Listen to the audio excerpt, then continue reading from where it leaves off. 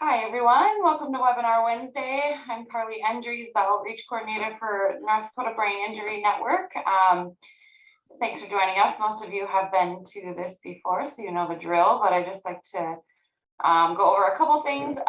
If you would like CEUs after this is all done, usually by the end of the day tomorrow, I will have a link for you to request CEUs in the same spot where you found the link to join in to this video today. We do these every other Wednesday. So today we have Craig Phillips, and I'm going to introduce him in a minute, but I just wanted to mention that we do have some others scheduled. So in 2 weeks on the 25th, we have Voc Rehab is going to be here to talk about finding employment after a TBI. Lori Rogers and Josie Uthke are going to present for us. And then on September 8th, we have Greg Little, who is a survivor that was in a pretty rough motor vehicle accident. So talk about his story.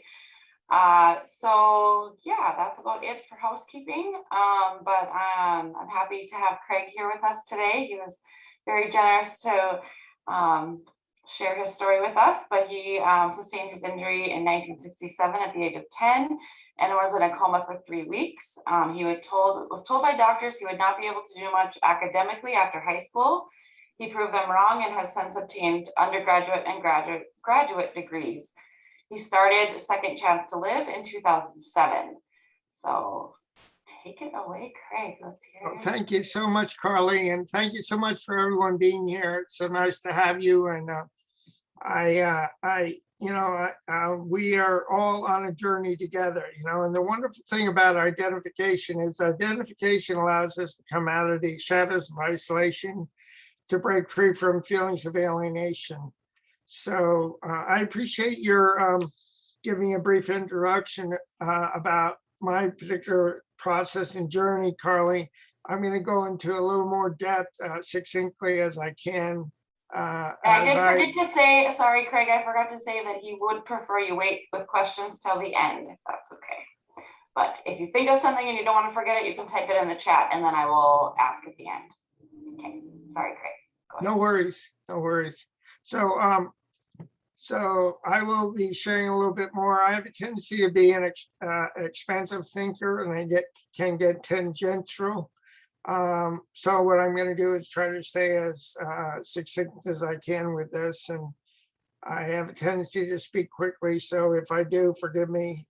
Just wanted to get as much information as I can during our time together. So as Carly mentioned, my accident happened in 1967. We were in a Volkswagen Beetle, got hit by a lady who lost control of her car due to a speeding car that went by her, and she came across her 2 lanes and hit us in a grass median. And I was behind my father who was driving. I went up over his bucket seat. I snapped my left femur. I had a fractured left femur. Then I hit the windshield and an open skull fracture, which resulted in right frontal lobe damage, a severe brain bruise with brainstem involvement. I woke up in the hospital 3 weeks later, finding myself in traction to set my femur, which I stayed in for 6 to 7 weeks. I remember waking up and feeling up on my forehead that it felt on the right side, felt like a depressed shallow ball. And when I woke up, I thought I was in a bad dream, but reality became apparent to me. And so what happened was that I was taken out of, when my femur healed enough, they put me in a spiker, a full body cast. And I remained in that for 5 to 6 months. So after I was taken out of the cast, I was essentially on my own. I had to teach myself how to walk, talk, breathe, write, speak in complete sentences. And I was able to do that when after the accident, or after being able to walk, my parents took me to neuropsych. I believe that's what he was. I don't know if they had that term back in 67, but what they did is they had me go through 2 EEGs and a battery of cognitive and psychosocial testing. And the results were shared with my parents. However, they elected not to share it with me, which was probably a good thing. But on the other hand, it would have been nice to know, because I spent the next 39 years of my life running into a lot of walls. And what happened was that I found out the day of my graduation from the graduate school. I have a master's degree in rehabilitation counseling. That my mom, when I disclosed to her, because what had happened was is that I'd run into difficulties in graduate school in my practicum, my first practicum. I had to the chair met with me and said, he'd give me one more chance or have me leave the program if I didn't pass the second practicum. And I did well in the second practicum. And then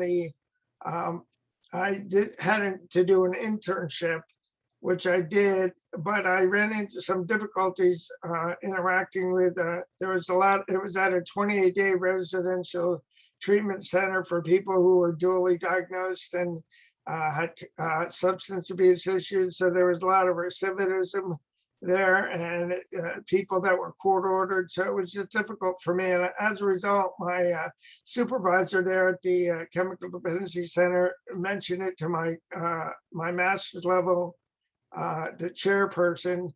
And the chairperson met with me and told me that he would let me know if he was going to allow me to graduate until an hour before at the coffee. So I had to show up not knowing if I was going to be allowed to graduate.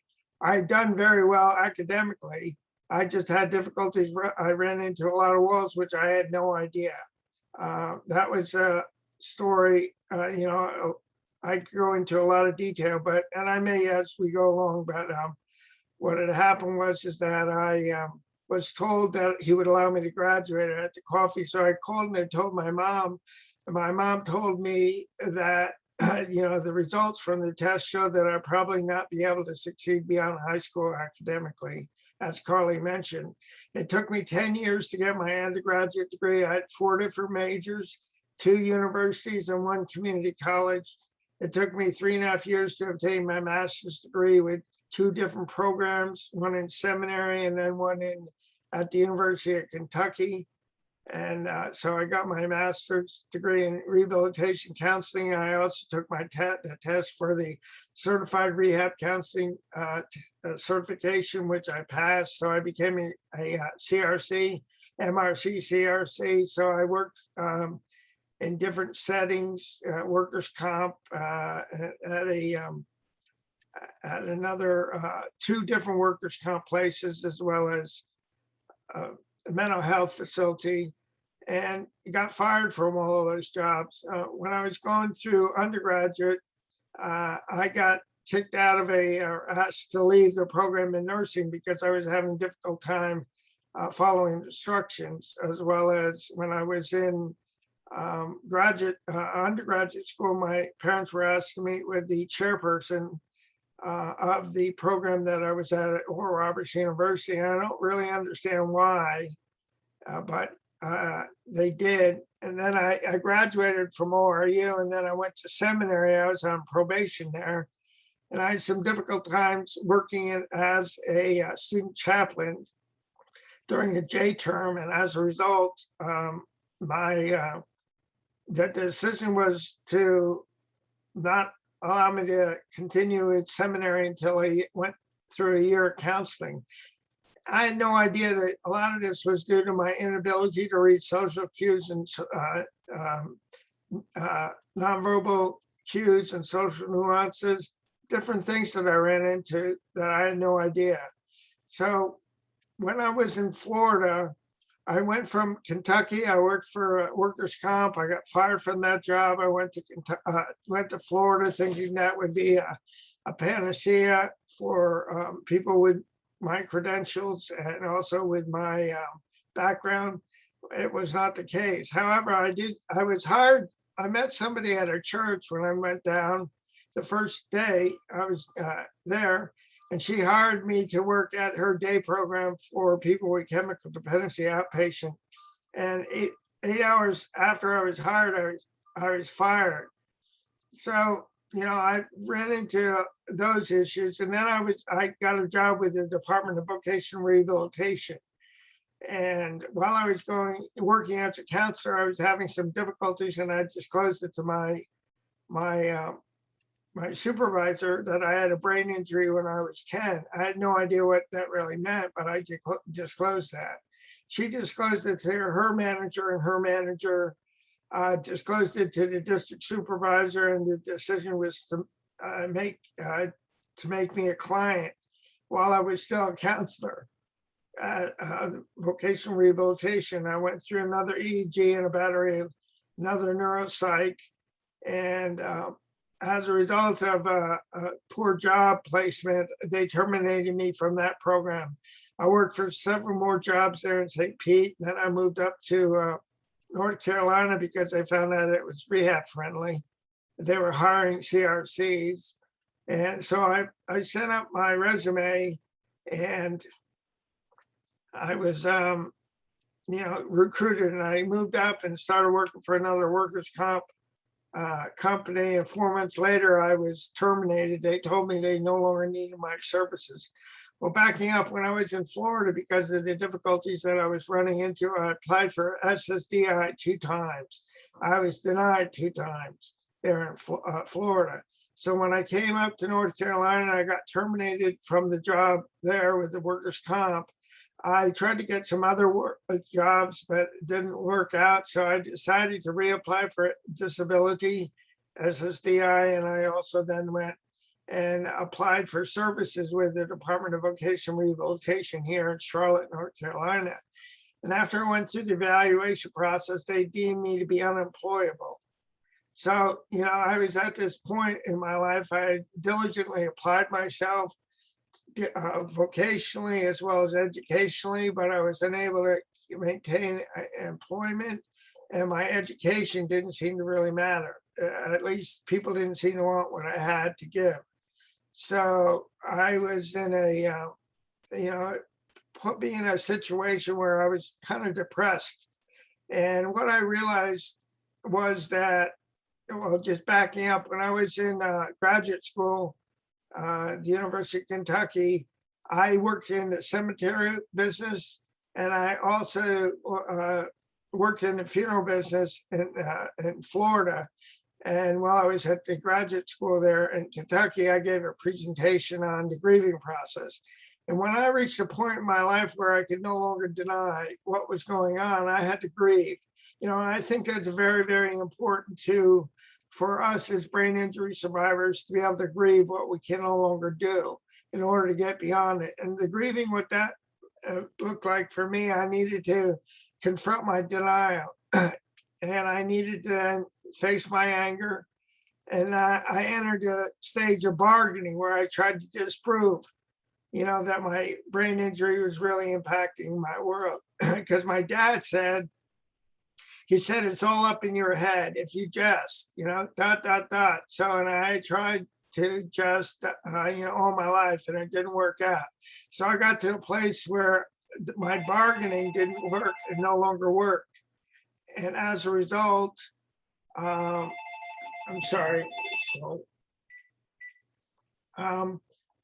sorry for the interruption of the phone. So, I got to the place where my bargaining no longer worked for me. And as a result, I became depressed. So after going through the depression, I got to a place of acceptance. And that's the final stage in the grieving process: awareness, denial, anger, bargaining, depression, and acceptance. So when I got to a place of that acceptance, I realized that I could do something different. It helped me to realize I had choices. And that choices allowed me to get into action. And action allowed me to create hope in my life. For many years, I had a distorted, dysfunctional relationship with hope. I thought if I just believed enough, it should work out. But I found out that when it did not, I got discouraged and I gave up on hope to a certain degree.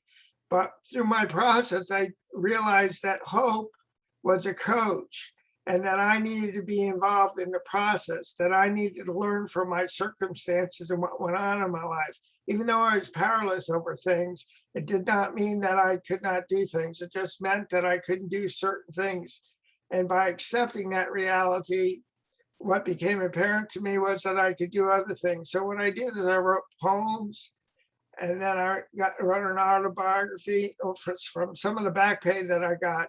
Let me just share this. If in the event that you're going through the disability process where you've applied for SSDI and you've been denied, I would just really encourage you to provide, keep a paper trail.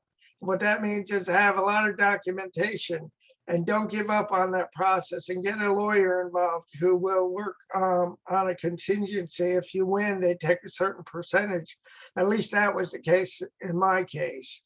So I got a computer and I entered in poems. I wrote an autobiography, and then I wrote a book.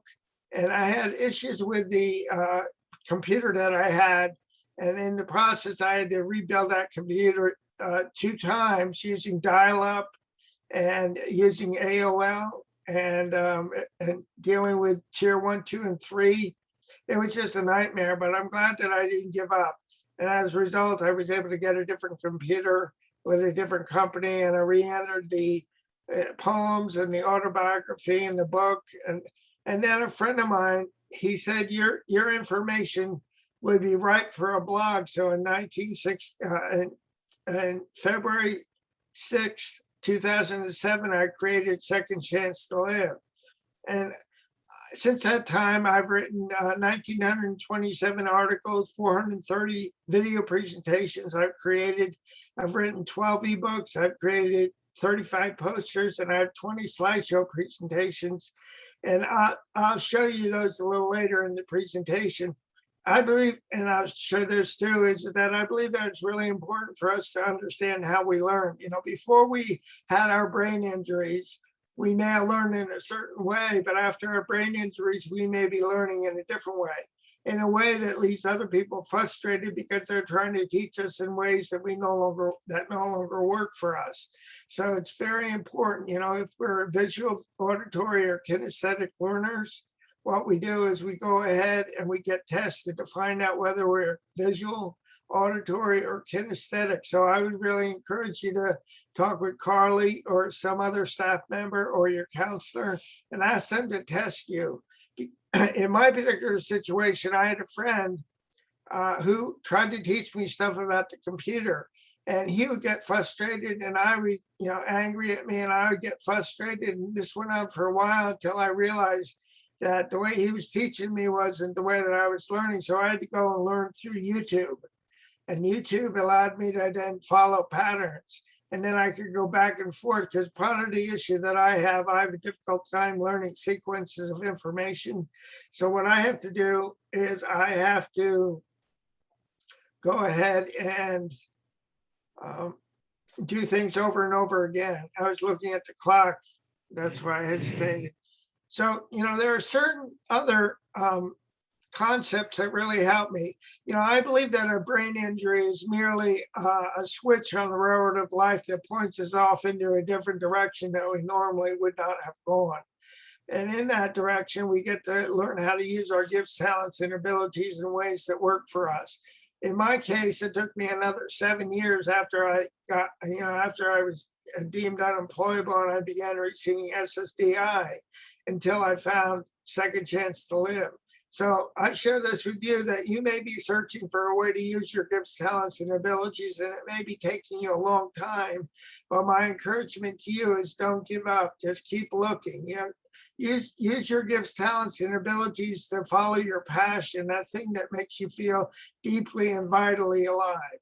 And by doing that, you'll find a way. Just don't give up.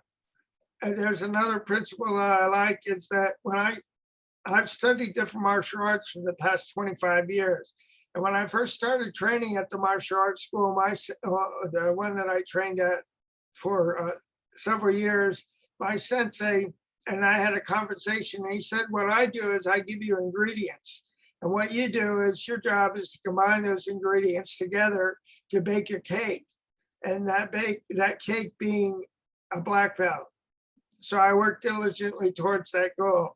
So, in your life, you may need to gather ingredients to make and achieve the goals that you want to do what you feel like God is leading you to do.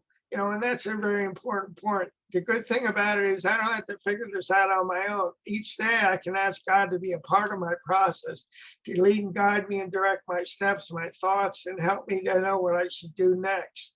So the good thing about it is we don't have to do this alone. I like another concept, the concept of the tapestry. A tapestry has many multicolored threads on one side. On the other side is a beautiful story being told. Often we look at just look at the multicolored threads that seem to make no sense garbled together, but on the other side, a wonderful picture is being created. So I just really encourage you, if you feel like you're just seeing jumbled multicolored threads, that you not give up, to realize that something beautiful is being created on the other side of the tapestry, and God's doing that one day at a time. I believe our circumstances are not meant to keep us down, but they're meant to build us up because they teach us lessons, and those lessons provide us with opportunities, and those opportunities give us experiences, and those experiences teach us more lessons, and collectively they're pointing us in the direction of our destiny. So what happens is that we don't need to lose heart, even though the process may seem long and it may seem unbearable at times. I just would encourage you, don't give up, keep looking. And I like the riddle. The riddle is, how do you eat an elephant? And the answer is one bite at a time. We may have a goal that seems so big, so ominous, so overwhelming. But the good thing about it is that if we look at that goal in bite-sized pizzas, and just work on it a little at a time, before long, we'll be able to consume the elephant. So don't get discouraged if your elephant just seems too big to you. I like several illustrations of gentlemen who have proven the principle of not giving up. The one is Thomas Edison. He was the inventor of the light bulb. And during his process of inventing the light bulb, what he did is he found that a lot of different ways didn't work. So what happened is he had a newspaper reporter come up to him and say, "Hey, Thomas, you failed so many times." And Thomas said, "Yeah, I failed a lot of times, but when I find the right way to work, it will work." So he just kept on going forward. And also Babe Ruth. Babe Ruth was the home run king of his day. He was also the strikeout king of his day. And he also had a newspaper reporter approach him and say, "Babe, you strike out so many times." And Babe said, "Yeah, that's true. But every time I step up to the plate, I have the opportunity to hit the ball out of the park." So my encouragement to you, as I need to remember, is keep stepping up to the plate, and realize that purpose is about a process. It's not a destination. There are no silver bullets or magic potion. It just takes what it takes, for us to learn the lessons that we have to learn. By accepting that reality, I'm given hope because I don't give up. My sensei, his Qigong's original instructor was Bruce Lee. So I am kind of a grandson of Bruce Lee. And in terms of Bruce Lee's philosophy, he said of Jeet Kune Do is research your own experience, absorb what is useful, reject what is useless, and add specifically your own creation. So the principle that I applied in my life in martial arts, as I train in different disciplines, is to combine those disciplines in ways that work for me. And as we go about living our life as a person living with a brain injury and an invisible disability, the ways that work for you may not work for me, and the ways that work for me may not work for you. But that doesn't make the ways that work for me any wrong, and it doesn't make the ways that work for you wrong. It's just that they work for you and they work for me. So be encouraged, my friend, to keep using ways that work for you. Find ways that work for you. I like the fable of the tortoise and the hare. The tortoise challenged the hare to a race, and the hare scoffed at the tortoise, and the tortoise said, "Okay, we can still race." So they started off on a race, and the tortoise kept prodding along, kept going, whereas the hare ran off ahead and then stayed in the field and played in the field and took a nap and then realized that he needed to get to the finish line and ran to the finish line, and the tortoise was there and he had won his race. And the caption underneath the at the end of the fable is "Slow and steady wins the race." So, it's very important to realize that even though we may have hairs in our life, people who laugh and scoff at us and tell us that we can't achieve this, that, or the other thing because of our brain injury, or we believe those lies. The good thing about it is that if we just realize that we're going to win, if we don't give up, that more will be revealed with time.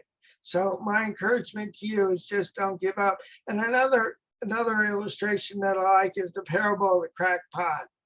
This illustrates that God can use our cracks, even though we may feel ashamed by them. There was a water bearer. He had a stick that he put across his back, and he had two pots. One pot was perfect, the other pot was cracked. He would go down to the stream each day and load the pots with water and come back to the master's house to water and give the water for whatever they were doing at the master's house. And each day when the master would come back, the cracked pot would have half its load emptied, so he couldn't give a full load, so he became embarrassed. And he had this conversation with the water bearer, and he said, "I'm embarrassed." And the water bearer said to him, "Do you not know that on your side of the path, I planted beautiful seeds, flower seeds, and without you watering them, they would not be able to grow?" So, the parable there is that don't be discouraged, even though you may have cracks in your life, because God can use us to do great and beautiful things. And as a result, the water bearer said to the cracked pot, as a result of you being watering the flowers and them growing, they were able to grace my master's house. So be encouraged, even though you may not understand how your cracks are turning out, how they're really affecting, or they can be a benefit. Just keep trusting the process. Okay. So the above realizations helped me to embrace my power as an individual living with a brain injury and an invisible disability. And what I needed to realize is that I'm not a diagnosis or a prognosis. What other people want and need me to believe about myself, and what I can and cannot do. So if you have people in your life telling you that you can't do this or you can't do that, be it family members or be it professionals, my encouragement to you is I need to remember, keep going and just find a way that works for you. And another thing that's really important to remember is that we're not a label, a stereotype, or a societal stigmatization, what other people may want us to believe about ourselves because of our brain injury. The great thing about it is you and I are not our brain injury. Our brain injuries were merely an event that occurred in our lives. And that was, as we talked about earlier with the railroads, was merely a switch on the railroad of life that pointed us in a different direction. And the wonderful thing about it is, we may feel like we've been cheated because of our brain injury, but the wonderful thing about it is that, I believe that God wasn't at the water cooler, not paying attention the day that we had our brain injury. I think that we become wounded healers because of our brain injury. We're able to do things and be there for people, whereas people without brain injuries can't really understand. That's the difference between sympathy and empathy. Sympathy is, oh, you poor thing. But empathy says, I understand, and empathy allows us to come alongside. And that's the wonderful thing about identification, like what you were sharing earlier, Carly, having the camaraderie, being able to share with one another so that we don't feel so alone, because isolation can happen for many of us who are living with brain injuries because we don't feel like we belong. But being involved in a support group and being connected with other people and going to conferences and listening to people who share hope with us, we can be encouraged to know that we're not alone. And that as a result, we can break free from feelings of alienation and isolation. And that's a good thing. I'm sure you would agree. The importance of accepting my reality is I get to look at things in a different way. I can begin to look at things as why not me instead of why me. The importance of focusing on what is and what isn't the importance of ongoing brain injury recovery. This is something that I really need to remember. Brain injury recovery is a marathon. It's not a sprint. It does not happen overnight. I've been at this for 54 years and I keep learning. So regardless of what stage you're in the process, you can keep improving. You can keep improving and learning how to use your gifts, talents, and abilities in ways that will work for you. So what I discovered through my process, and I believe that brain injury recovery, pretty much every kind of recovery, needs to involve a holistic approach: body, soul, spirit, mind, and emotions. That each one of those components need to be involved in our process, because what they do, the way that we view things now may be different than the way we viewed things before. So as we incorporate our body, soul, spirit, mind, and emotions, we can begin to heal in those ways. So, and what I do, that's what I do through my articles, my ebooks, and the video presentations. And what I share about is how we create our own new normal. So in my life, as I shared a little earlier, when I reached the point where I could no longer not be a person with a brain injury, I could no longer not be affected by my brain injury, I reached a point where I became sick and tired about being sick and tired about sick and tired. And that's when I decided I needed to do something different. I've heard the definition of insanity is to keep doing the same thing over and over again, expecting different results. So when I got to a point where I could no longer do things over and over again, I began, I realized that by doing things over and over again, I was getting different results. I decided to do something different. Excuse me. So I had, as a result of getting to this point in my life, I had several spiritual awakenings. What I like to think about as spiritual awakenings. Then there are 8 of these. So I'll read them to you. I realized that I had been giving my power away by trying to fit my square peg into a world as an individual living with a brain injury and an invisible disability. So if you're trying to fit your square peg into a world of round holes, and trying to be not a brain injured person, realize that you don't have to keep struggling. By accepting that your life has been affected by a brain injury, you're able to start to celebrate being a square peg, per se. And I'm glad I'm a square peg. So the second one, I realized that I had been fighting against myself by not accepting that I had deficits and limitations. Deficits and limitations that I cannot have in my life. So instead of beating up on ourselves for having these deficits, if we just sit down with somebody and get an idea of actually what our deficits are, how our brain injury affected us. And by doing that, we'll be able to then identify those areas, and we can either work on improving those areas, or we can find a different way that we no longer can do because of our deficits and limitations. And what I mean by that is that we can find hope by learning how to create ways that work for us.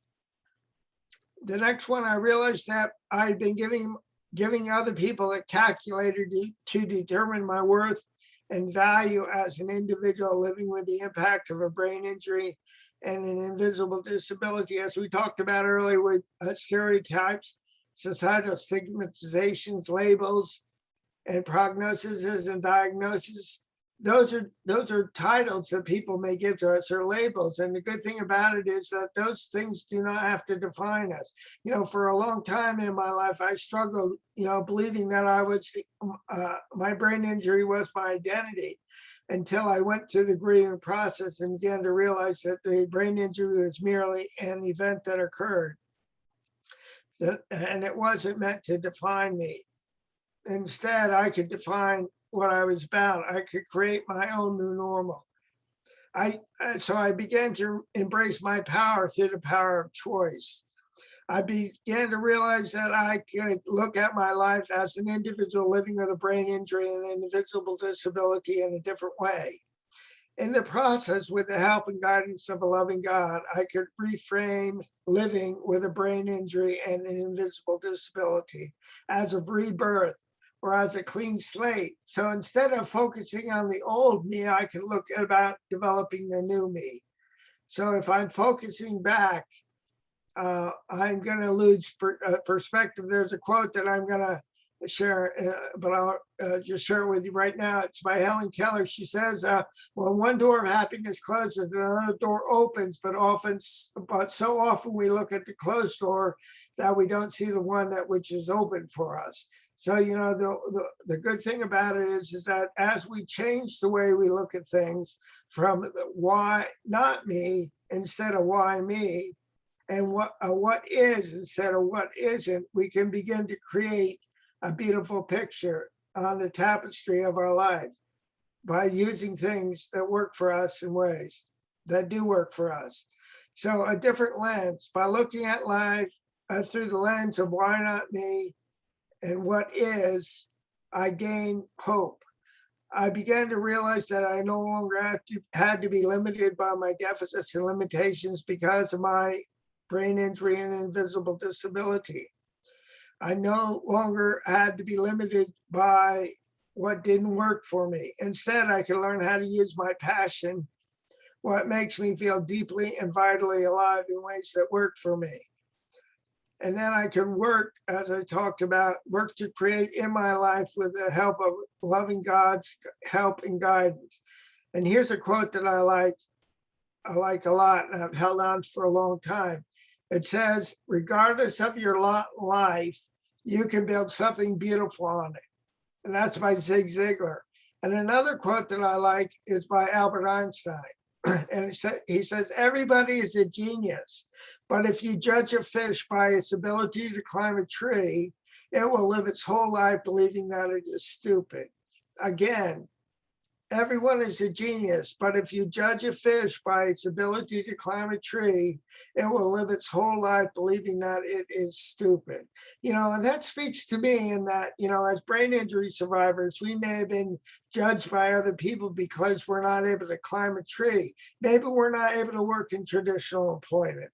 Maybe we're not even able to volunteer, as in my case, because of the difficulties that I have with nonverbal and social nuances. So what I do is I have this way where I don't have to be around people a lot, and I don't run into a whole lot of walls, and it reduces the stress that I have in my life, but I'm able to give out of ways that work for me. I like another quote by Albert Einstein. He says, "It's not that I'm so smart, it's just that I stay with problems longer." And again, it's not that I'm so smart, it's just that I stay with problems longer. So if you feel like things are taking you a long time, realize that it's okay to stay with problems longer. And in the process of learning to use my gifts, talents, and abilities in ways that work for me, I could build something beautiful in life, and I could develop my own genius. Here's that quote that I mentioned earlier: "When one door of happiness closes, another door opens, but often we look at the closed door that we don't see the one that is open for us," by Helen Keller. And then another quote that I've hung on to since I began Second Chance to Live by Henry David Thoreau says, "If you advance confidently in the direction of your dreams and endeavor to live the life that you have imagined, you will meet with a success unexpected in common hours." Again, if you advance confidently in the direction of your dreams and endeavor to live the life that you have imagined, you will meet with a success unexpected in common hours. So my encouragement to you, my friends, is just don't give up on yourself, on the process, or on a loving God. So during the past 54 years since my brain injury, I've included my mind, body, spirit, soul, and emotions in my ongoing recovery. How my mind, body, spirit, and emotions were impacted by my brain injury and invisible disability. As a result, I sought to develop my mind, body, spirit, soul, and emotions to improve my well-being and quality of life. And then I go ahead and I explain I explain what these are, and I will provide a link in the, I know where time is getting away from us. So what I'll do is I will go ahead and share a screen. And I will say share screen.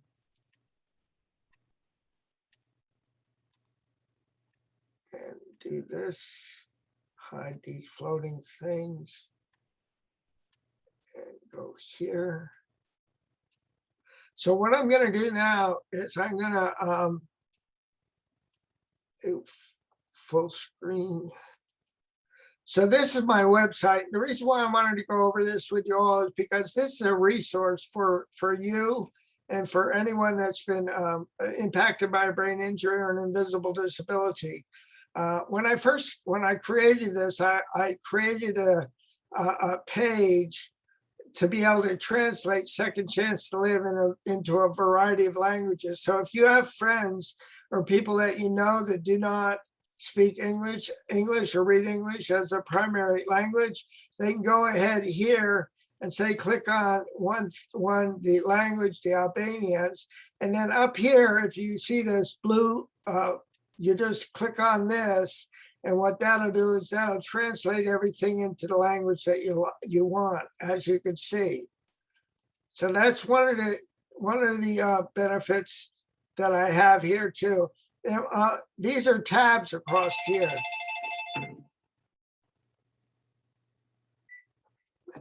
Phone. These are Isn't that tabs. always how it works? When you're busy, it rings, and when you're not, it's quiet.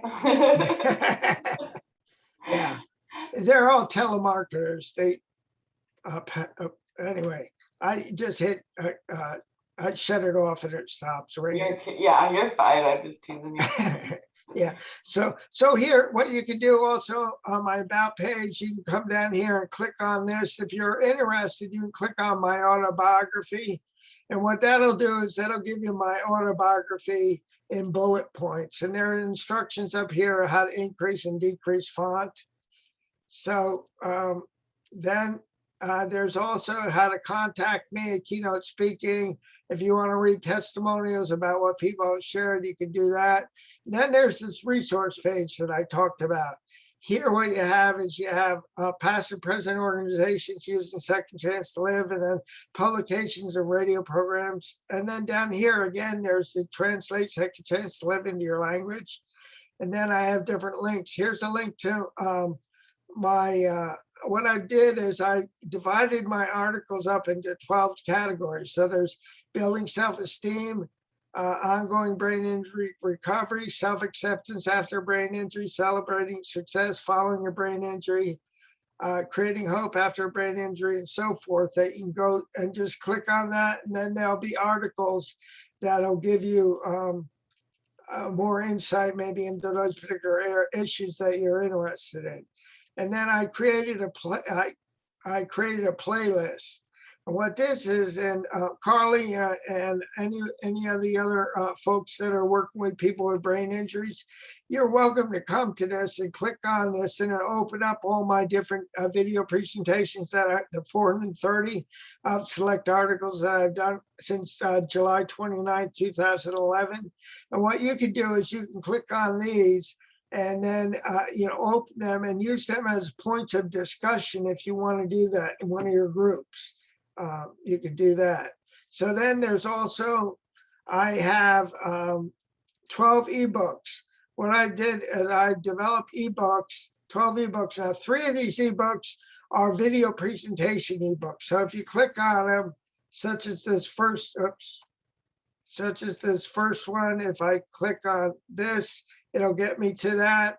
And then I come down here and I go, and down here after the introductions, there are different, say this, introducing Second Chance to Live. I click on that, and that'll bring you to, after you go through the advertisement, it'll bring you to my,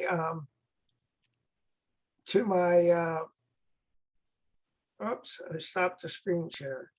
Sorry, that happens. That's okay. I'm known for that too. Yeah, if you hit the wrong thing, it does it. So share screen, that's what's the one. Okay, open this back up. Good. So what you do, the 12 ebooks, okay, as I was saying. So now we're seeing it says, welcome to Teams. Okay, that's not, I appreciate you letting me know that. That's not the one that I wanted. So I need to close, need to stop screen share and need to open this up. So then I do screen share again. Thank you for your patience as I'm doing You're this. great, you're fine.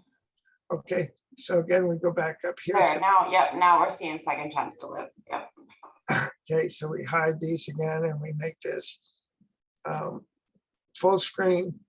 So what we have is, then we have the 12 ebooks, okay? And as I said, each one of these ebooks, I have 12 of them. And 3 of them just have video presentations that are the ebooks. But the other ones have articles, okay? So these are the titles: Living with a Brain Injury, Putting the Pieces in Place. This is my first ebook. Then Being Your Own Hero Through Overcoming Adversity, Tools for Rebuilding Your Life. Living with a Brain Injury, Building Self-Esteem and Self-Acceptance. Living with a Brain Injury, Making Sense of Why and What Is My Destiny. Living with a Brain Injury and What Helped Me to Stop Being My enemy and Create a Life for Myself. It's Never Too Late to Great Hope.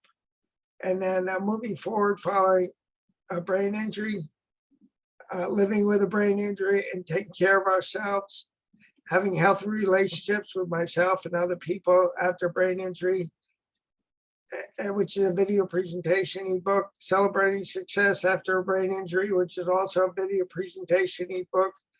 Then Avoiding the Trap of Our Brain Injury ebook. And then my last one is Don't Let Anyone Tell You, Including Yourself, that, and that's also a video ebook. So just per your information. Now, currently what I have set up is that all these ebooks, you can download them by following the instructions. So clicking on this, you come down here, it's free. So these ebooks at this time are free, so you don't have to pay anything. So what you do is you click on the free, you come down here, you put in your information, you free download, and then it'll bring you to your to the ebook. Or hold on one second. Or what you could do is you could just go down here and click on, you see where it says PDF file? You could just click on those, and then what that'll do is that'll just open up so you don't have to download it. So there are different ways to get to the ebooks, okay? Then my Zoom presentations, if you're interested, these are Zoom presentations that I've given. And then down here, you can just look at the different places where I've talked and the different presentations that I've given.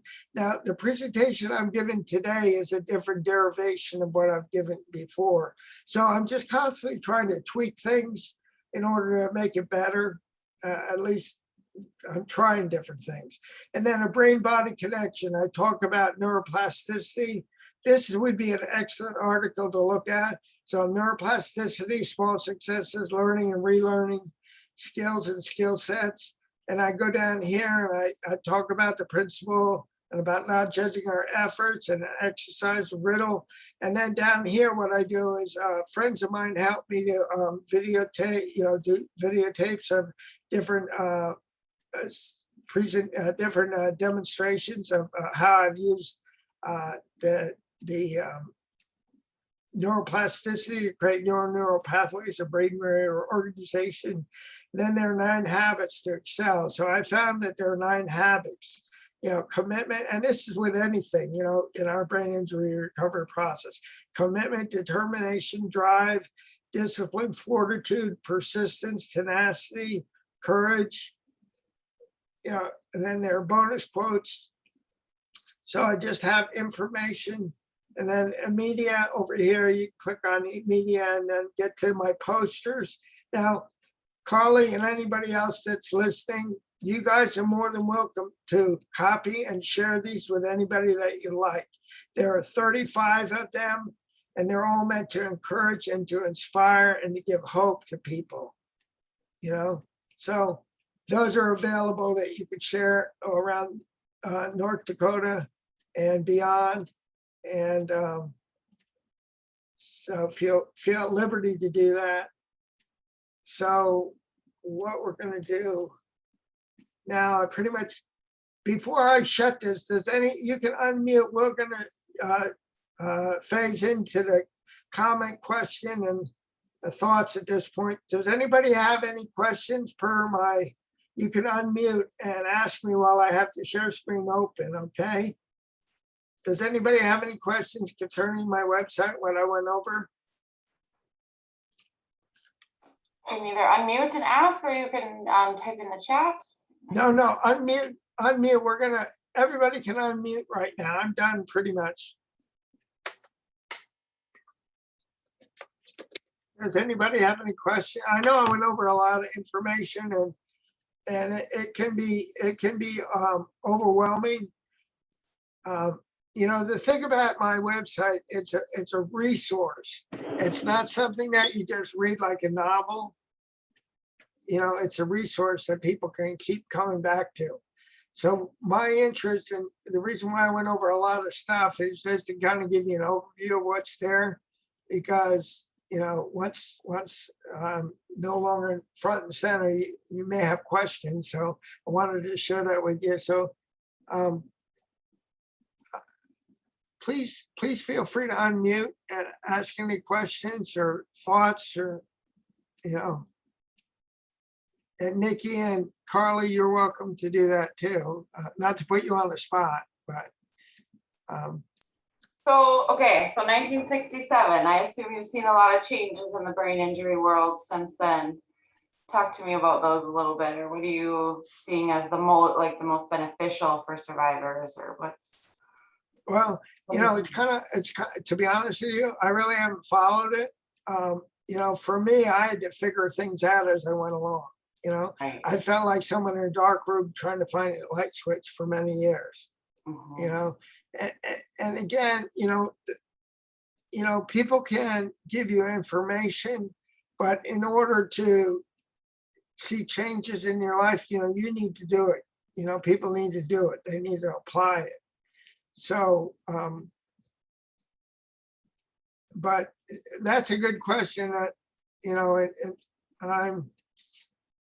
I think maybe there's more didactic awareness of brain injury, more, where people can actually point to things and talk about things and so forth.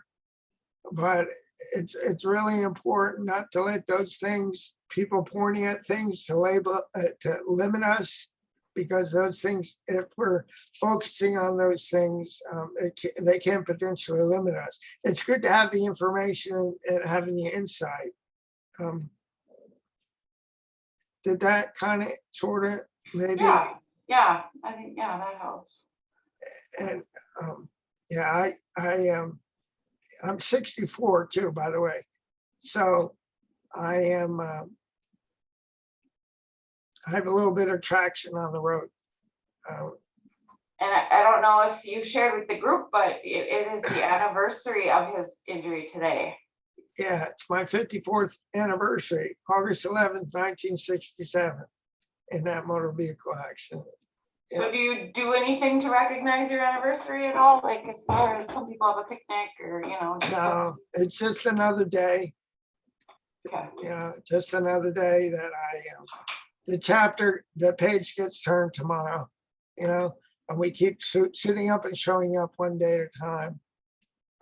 Can I ask Nikki and you, and also Skip and Kimberly and Lori and Beth and Kevin, and I ask you this to get kind of a way to reflect on what we talked about, since nobody's asking questions.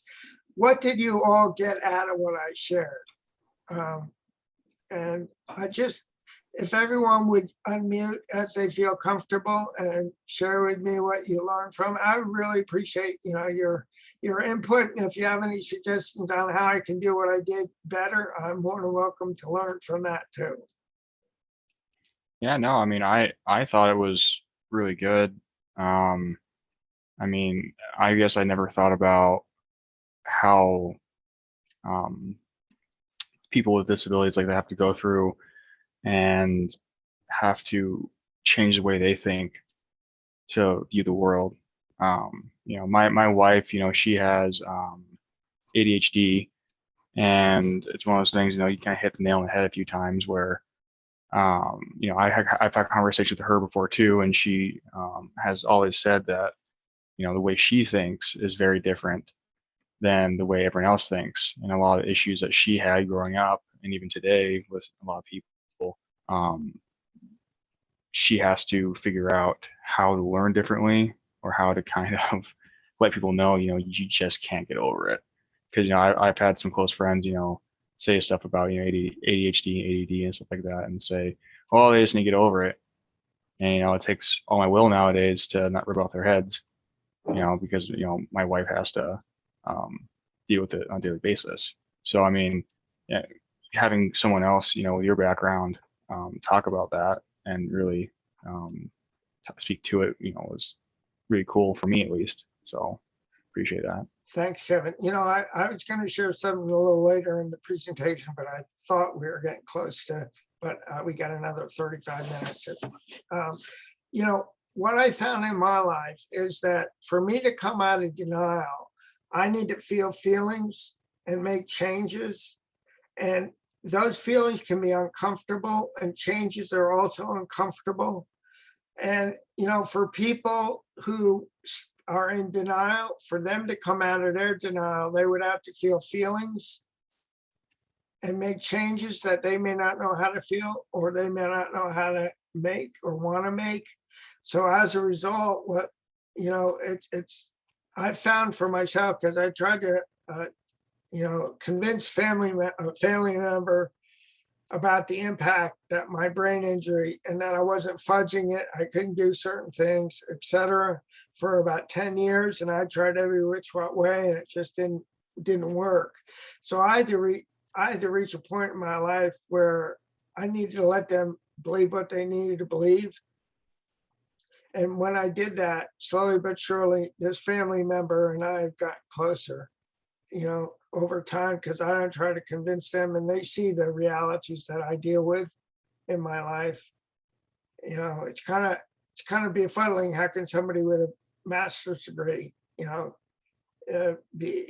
be able to work? When I was going through my second neuropsych eval, my neuropsych report said, you've succeeded far beyond all reasonable expectations through sheer persistence and motivation. So the reason why I said that is not to draw attention to me, but people are doing the best that they can. There's people that are not able to accept us. They're doing the best that they can. We're doing the best we can. And as I practice live and let live, and let them believe what they need to believe, I have more peace in my life. A point that a mentor of mine reminds me is, accepting something doesn't mean I like it. It just means that I accept it for what it is. So, I'm sorry that your wife goes through that and you go through that, as a result of loving her and seeing what goes on, Kevin. And, but the good thing about it is, it's not about her. It's not about you. It's about them, because they're not able to feel feelings or make changes, maybe, or don't want to, or don't know how to process, and in terms of, family of origin stuff, I talk a lot about, I had a codependent dance with people for many years in a lot of different ways. And what I mean by codependent dance is that if they were if there was something wrong with them, or they were aggravated, or had hurt feelings or something, I felt like it was my fault. And as a result, what I tried to do is to make them okay, so that we could be okay, so I could be okay. And I did that dance for many years. So, through my ebooks, I talk about, adult child issues. I talk about codependency. I talk about just, body, soul, spirit, mind, and emotion, making peace with God, making peace with ourselves, making peace with our past, so our past doesn't spoil our present. I mean, I talk about a lot of different things as both a survivor and as well as a per se clinician with my background. So does that help, Kevin? Sir? Oh yeah, definitely. Sorry, I was on mute there. Yeah, no, definitely.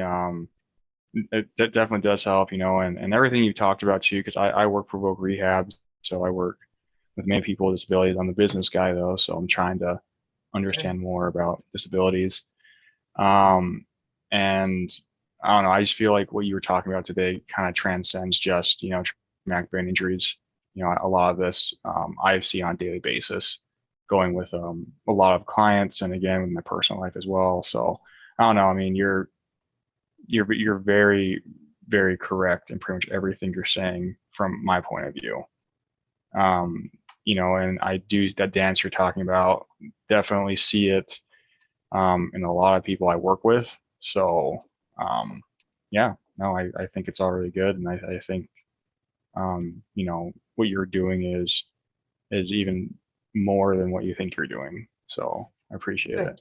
Thank you, Kevin. Please do let your people know, in voc rehab or anybody else that you might contact or interact with, that I'm available if they'd like me to come speak to them, to their groups.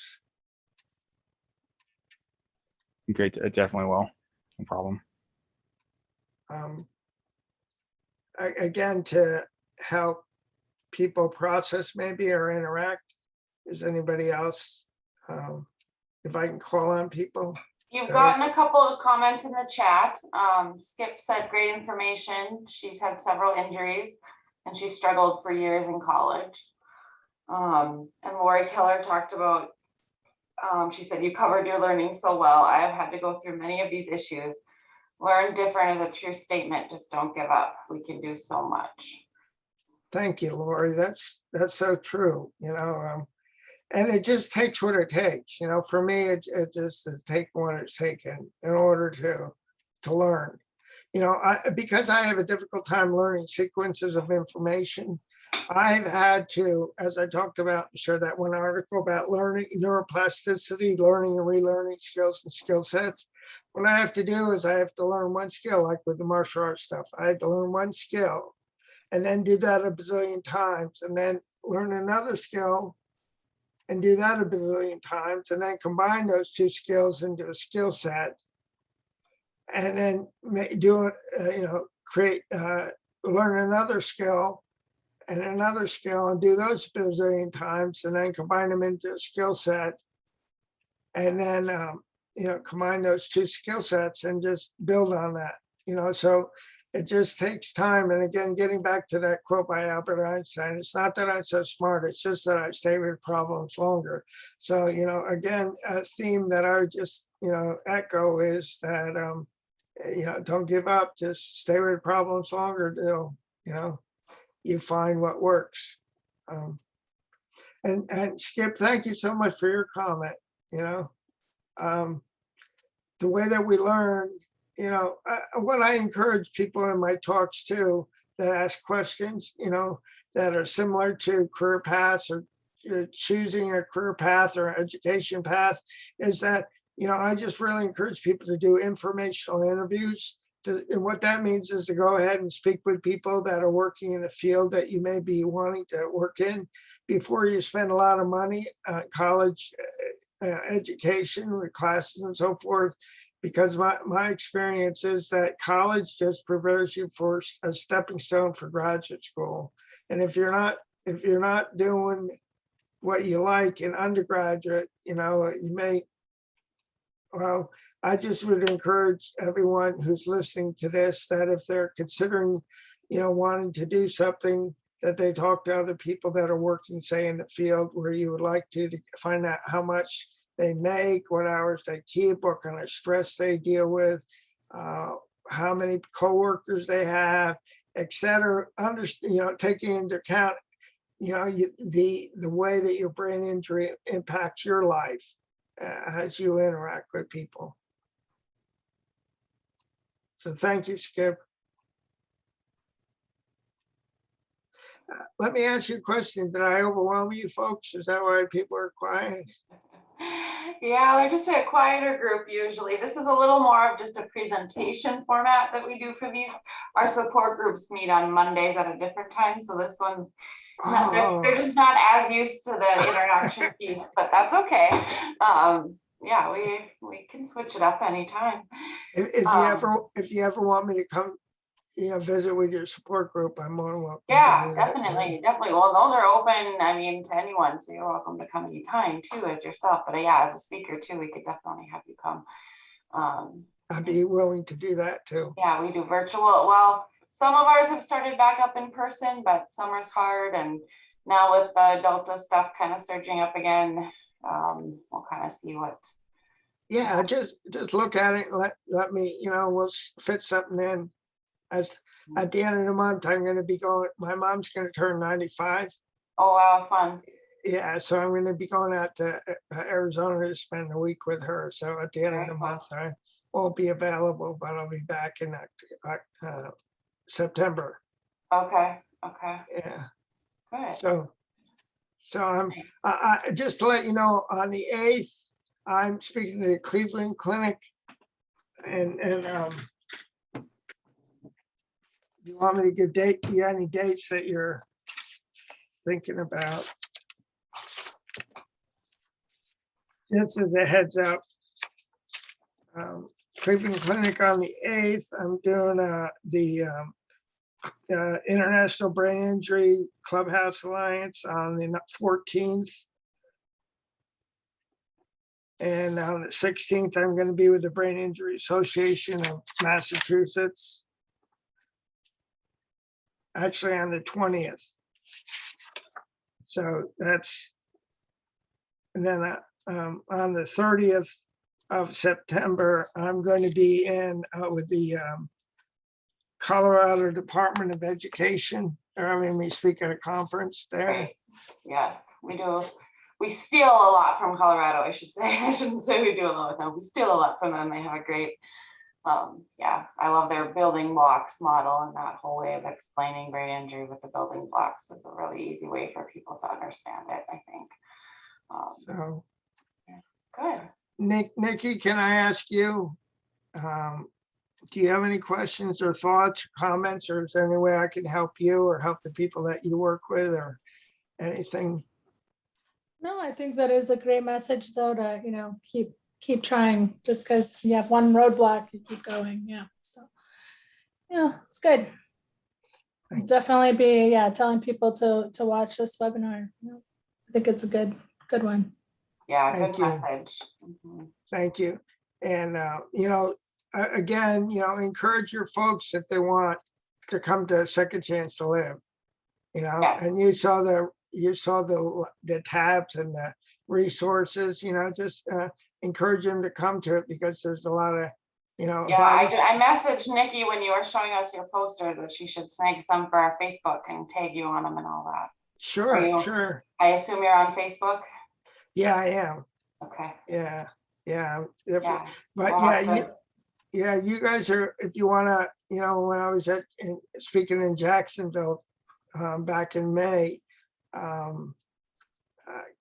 the lady asked me, can I post these around the building?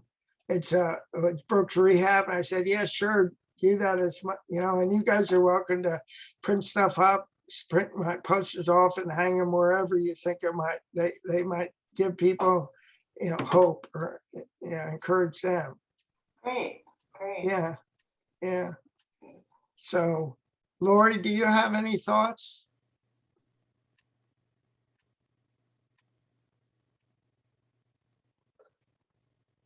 No worries. Was the one that typed in the chat. Sometimes people don't always have a microphone and all that jazz, but. Right. No worries. Well, I really do appreciate the opportunity to come and share and be a part of this. This really was. Yeah, we do too. We appreciate your time, and your message is a great one. And yeah, I think, yeah, I loved what you said about accepting doesn't mean I like it.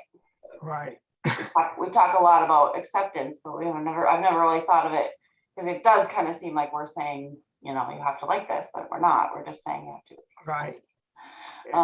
Yeah, because we talk a lot about that when we do our trainings for, because there's that pyramid where,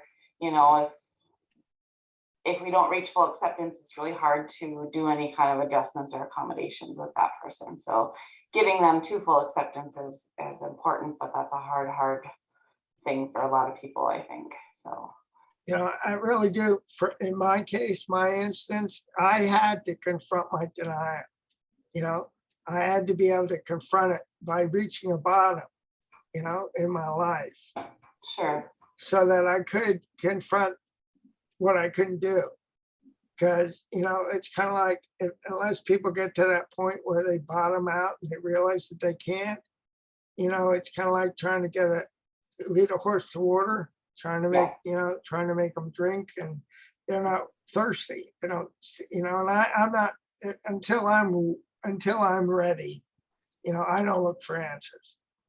Sure. It's kind of like with my situation, I'll just be honest. I had my A1C check back in May after a year, and it was a little high, and it got my attention. So in the past, I changed the way that I eat, and I get a lot of exercise, and I've lost 25 pounds since the end of May. So, I'm doing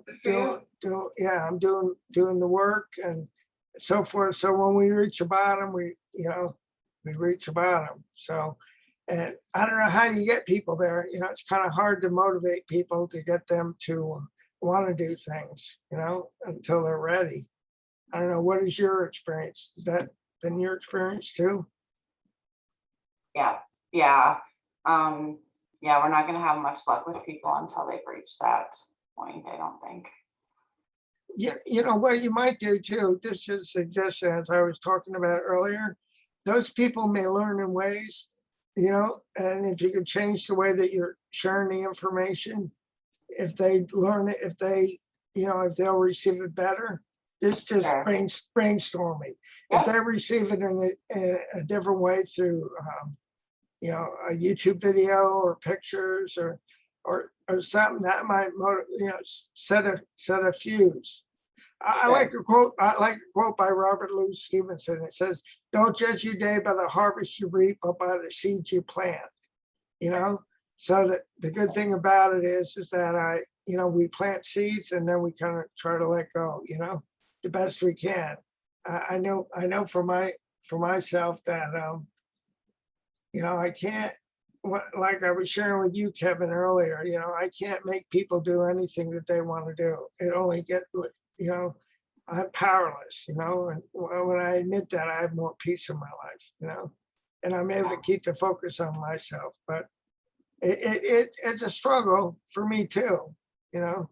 I wouldn't lie, at times it is, because Sure. yeah, definitely. I like people to see the light at the end of the tunnel, but if they're not looking, they're not going to see it, Very true. Very true. Yeah. Yeah. Well, again, All right. I appreciate your time and your kindness. You do too. Same to you. Do you have any suggestions how I could do what I did better? No, I wondered if you maybe have like some more visuals, like you were just saying, so just for people to look at, like when you share screen, if you could do like a PowerPoint almost or something. Or Yeah. some slides. Yeah. Yeah. I've done that in the past, and sometimes it gets in the way, but I see.